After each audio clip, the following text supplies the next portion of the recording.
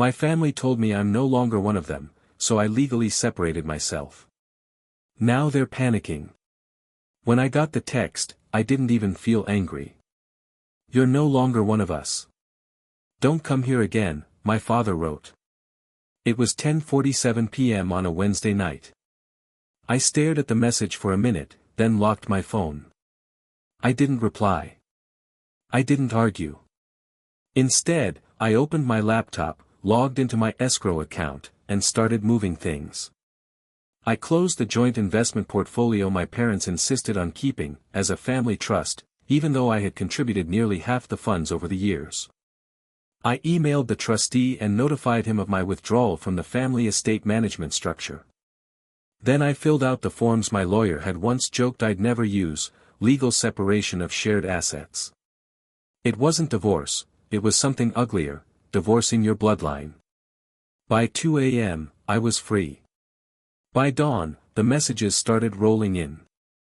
"What did you do?" my sister texted in all caps at 6:13 a.m. I just laughed. For once, it wasn't a bitter laugh. It was the kind that comes when you finally realize they can't hurt you anymore. Half an hour later, my mom's attorney sent an email. "Your mother would like to discuss recent financial actions you've taken. Please contact our office today." I didn't respond. Instead, I sent my own attorney a short message. "Proceed with the division paperwork. Include the property titles and family business shares." Backstory. To understand how I got here, you have to know that my family was obsessed with control. My father ran a mid-size construction company. My mother handled the accounts. My sister, 3 years younger, was always the golden one. I was the responsible one, the fixer, the accountant, the one who cleaned up the messes. When my father's business was struggling in 2018, I lent him $60,000 from my personal savings, money I'd been putting away for a down payment on a house. He promised to pay me back in a year. He never did. Instead, when the company bounced back, he told me, "It's all family money anyway. You'll inherit your share someday." That's when I learned the first hard truth: family promises are not contracts. Over the years, I kept helping. I co-signed for a new company truck. I paid half of Mom's medical bills. I even helped my sister start her boutique, which she later renamed and claimed as her own idea. And then came the inheritance fund, the family trust. We all put money in. My share was supposed to grow until I turned 35. But when I asked for statements, Dad said, "Don't worry about it. It's managed collectively." It wasn't. He'd been moving money around, using part of my contributions to fund my sister's expansion and pay off his own credit lines. I found out 3 weeks ago. The fight. When I confronted him, he didn't even deny it. He said, "You're part of the family. You don't sue your family." I told him I wasn't suing him. I just wanted transparency. Mom stepped in, of course. "You're being ungrateful. Everything we've done for you." I asked her if giving my savings to my sister counted as, for me. That's when Dad snapped, "You're no longer one of us. You don't belong in this family." And that was that. The aftermath. By the next morning, chaos had erupted. My sister called me crying. "You can't do this. You froze the family trust. I have payroll to make." I told her calmly, "You should have thought about that when you used my funds for your store." She cursed me out. I hung up. Then I got a call from my dad's lawyer. "Your father would like to negotiate a partial reinstatement of the funds." I said, "There's nothing to reinstate. It's all documented. You can email my lawyer if you have further questions." And I hung up again. By day's end, the entire family group chat had gone nuclear. My aunt called me a snake. My cousin sent me screenshots of my mom crying on Facebook, saying I'd betrayed my blood. But you know what no one mentioned? The money. No one denied the theft. They just hated that I stopped tolerating it. What happened next? That night, I got another message, this time from my father again. You're making a huge mistake. No one will stand by you when we're gone. I didn't reply. I just smiled and sent my attorney one final message. Move forward with full separation. Include the vacation home. I want my name off everything. He wrote back. Got it. They'll regret ever underestimating you. A week later, my dad's company accountant called me privately. Apparently, Dad was being audited, because my withdrawal from the joint accounts triggered a review. The accountant told me my father was furious, yelling that I'd set off a bomb. Maybe I did. But it was a bomb made of truth. Update, they showed up. Last night, around 9 p.m., I heard a car outside. My parents' SUV. They came to my house, both of them, knocking on my door, shouting through the glass. You can't just take what's ours. You're destroying this family. I stood inside, calm, recording the whole thing. When they refused to leave, I told them the police were on their way. They finally left. My dad shouted one last thing before driving off. You'll regret turning your back on us. But here's the truth. They turned their backs first. Now. Their lawyer has been emailing every day, trying to arrange a family meeting. My sister sent a photo of Mom in tears, begging me to undo what I did. But I can't. I won't. Because the moment they told me I wasn't family, I finally realized something freeing. Family isn't blood. It's loyalty. And mine. Mine ended the moment they stole from me and called it love. If you've ever been called the selfish one for finally setting boundaries, let me tell you this, it's not selfish. It's survival. They can cry, they can post online, they can call me names. But the paper trail doesn't lie. And when the dust settles, I'll still have my peace. Something they'll never buy back, no matter how much of my money they stole. I thought the silence meant they'd finally given up. For 2 weeks, I heard nothing, no calls, no late-night visits, no angry texts. I started to think maybe, finally, they understood that I wasn't bluffing. I was wrong. One morning, my attorney called and said, they filed a claim. The lawsuit. Apparently, my parents and sister decided to sue me for unlawful withdrawal of joint family assets. Their argument? That the family trust was a shared inheritance fund managed collectively, and that my removing my portion had caused irreparable financial harm to the others. I almost laughed when my lawyer told me. They do realize the trust wasn't legally registered under all of your names, right? I asked. He chuckled. They'll realize it soon enough. See, when we set up the fund years ago, my father never filed the paperwork correctly. He treated the trust like his personal account, never declared shared ownership, never listed beneficiaries. My money had been placed there under my own name, with limited access permissions for my parents as co-signers. Technically, it was never family property. It was mine. Discovery Day. During discovery, my father's lawyer kept pressing for me to release all financial statements.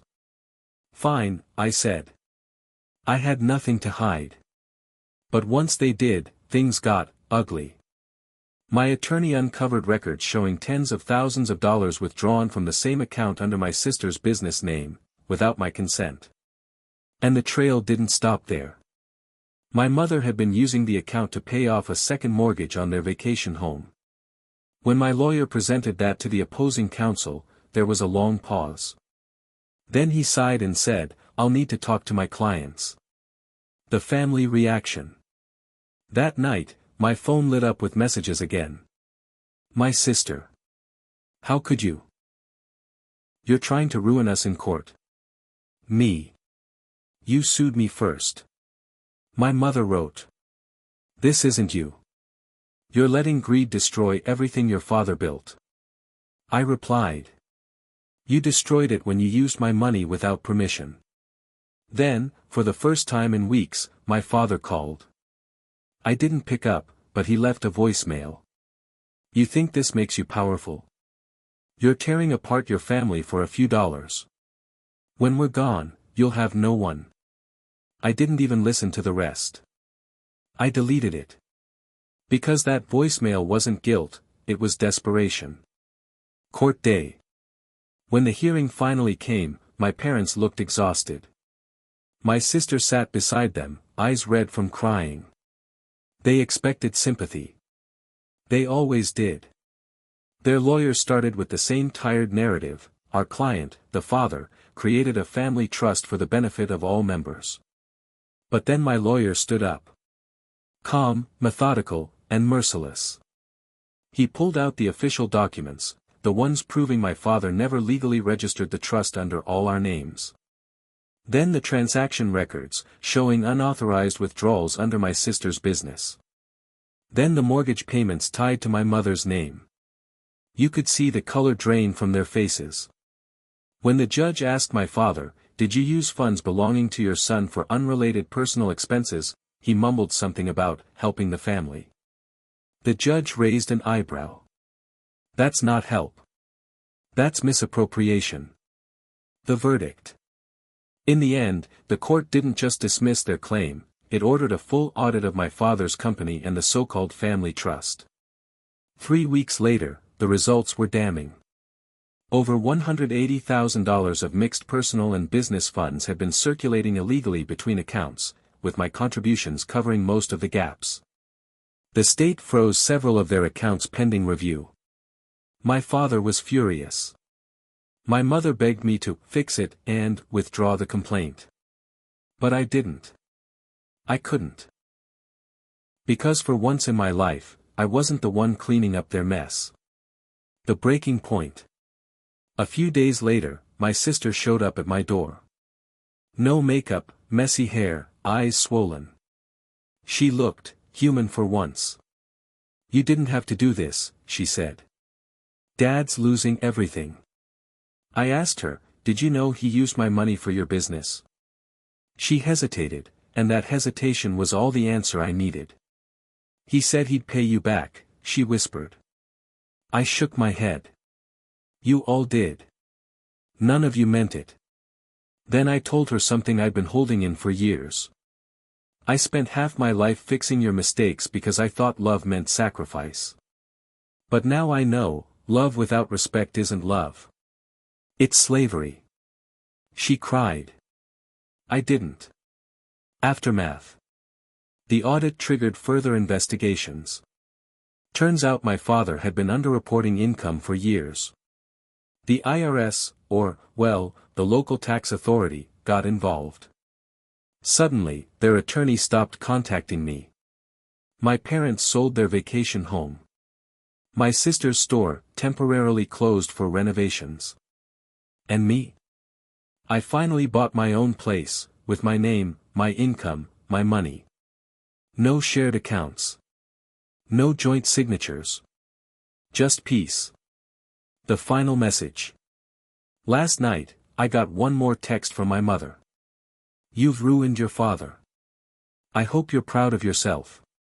I typed a reply, stared at it for a long time, then deleted it. Because honestly, I didn't need to say anything. They wanted me gone. Now I am. And for the first time in my life, I feel whole. It's been 3 years since the lawsuit.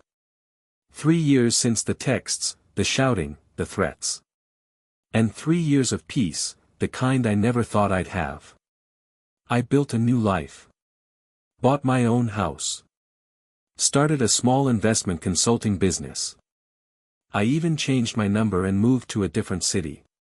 For a while, it felt like I'd finally outrun the ghost of my family. But ghosts have a way of finding you when you least expect them. The message. It started with a short email. Subject line, please read, from your sister. I almost deleted it, but something made me open it. Hey. I know you probably don't want to hear from me. But Dad's not doing well. He's sick, really sick. We all made mistakes, and I know I was part of it. But we're trying to make things right. There's a new family trust being formed, legally this time. Everything will be transparent. I just want you to come to one meeting. Please. It was signed simply. Emily. My first instinct was suspicion. After everything that happened, family trust sounded less like reconciliation and more like a setup. But against my better judgment, I agreed to meet. The meeting. We met in a quiet cafe in my old hometown. She was already there when I arrived, older, thinner, but still trying to look composed. When she saw me, her eyes filled with tears. "You actually came," she said. I nodded. "Let's not make this emotional. What's this about?" She explained that Dad had been diagnosed with heart failure. He'd stepped away from the company, and Mom was struggling. She said they wanted to start over, rebuild the family structure legally and fairly this time, including me. Then she slid a folder across the table. Inside were papers titled The Henderson Family Restoration Trust. I skimmed through them, and my stomach dropped. Because buried under all the fancy legal language was a clause that basically stated, all signatories agree to share liability for any outstanding debts related to prior family assets, including unresolved audits and tax matters. In other words, if I signed, I'd be personally responsible for my father's remaining debts. I looked up at her. "You've got to be kidding me." Her smile faltered. "What? You're trying to make me liable for Dad's mess." Again. "No, it's not like that," she said quickly. "The lawyers said it's just a formality." "Don't insult me, Emily. You think I wouldn't read the fine print?" Her face turned red. "We're drowning. Dad's medical bills, Mom's taxes. Then maybe you should have thought about that before stealing from me." The cafe went silent. She looked like I'd hit her. Then, softly, she said, "We just thought, maybe this time you'd want to be part of the family again." I stood up. "You don't rebuild a family by rewriting a contract. You do it by telling the truth." And I walked out. The truth comes out. 2 days later, I got a call from someone unexpected, the same accountant who had helped during the first case. He said quietly, "I don't know if you've heard, but your sister's been using your name again." Apparently, she had listed me as a prospective trustee on documents tied to a new loan application for the family business. It wasn't illegal, yet, but it was definitely fraudulent. I immediately called my lawyer. He confirmed it. My name had been attached to paperwork without my consent. We sent a cease and desist notice within 24 hours. When it arrived, my mom called me from a new number. She didn't yell this time. Her voice was small, shaky. "Why are you doing this to us again?" "Because you never stopped," I said. "You never changed. You just found a new way to use me." She started crying. "Your father doesn't have long. Don't you want peace before he goes?" I took a deep breath. "I already have peace. You're the ones who don't." And I hung up. The end of the line. A month later, my father passed away. I didn't go to the funeral. My lawyer advised against it, saying tensions were still high. I sent flowers, a short note, and that was it. 2 weeks after, my sister texted me again. "He asked for you before he died. He said you were the only one who ever told him the truth." I didn't reply, but that message stayed with me. For all his faults, and there were many, maybe a part of him finally saw through the illusion he'd built. Epilogue. Last week, I got another letter, this time from a new firm managing what's left of my father's estate. Inside was a single page stating that I'd been removed from all family financial structures permanently. No obligations. No liabilities. No ties. For the first time in my life, it felt like the chain had finally snapped. I sat there, staring at the paper, realizing something. When they told me years ago, "You're no longer one of us," they thought it was a curse. But it turned out to be the best gift they ever gave me. Because now, I finally belong, to myself. Final, epilogue. A year after my father's death, I got a small envelope from his lawyer. No drama, no summons, just a letter. Inside was a handwritten note. "You were right. I should have trusted you. I left something that's only yours, no signatures, no traps." Attached was the deed to a small cabin by the lake, one I used to visit as a kid. No money. No assets. Just peace. I drove there last weekend. The air was quiet, the water still. For the first time, I didn't think about revenge or loss. I just sat on the porch, breathed, and finally said aloud, "I forgive you." And for the first time in years, it felt like freedom.